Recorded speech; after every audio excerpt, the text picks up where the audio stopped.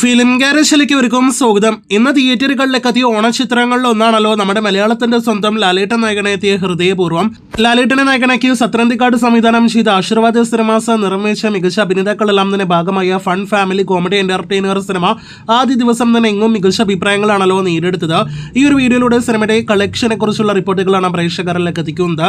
ആദ്യ ദിവസത്തെ സിനിമയുടെ കേരള ട്രാക്കിംഗ് റിപ്പോർട്ട് വന്നിരിക്കുന്നു.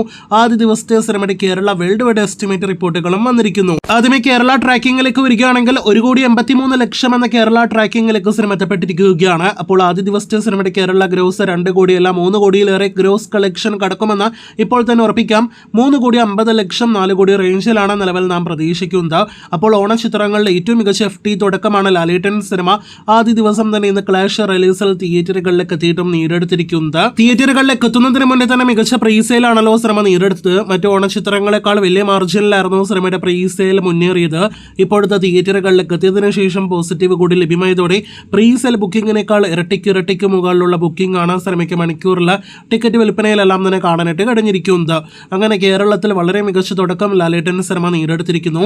വേൾഡ് വൈഡ് സ്റ്റാറ്റസിലേക്ക് വരികയാണെങ്കിൽ റിലീസിന് മുന്നേ ഒട്ടും തന്നെ ഹൈപ്പ് വിദേശ രാജ്യങ്ങളിൽ ഹൃദയപൂർവ്വം എന്ന സിനിമയ്ക്ക് ഉണ്ടായിരുന്നില്ല.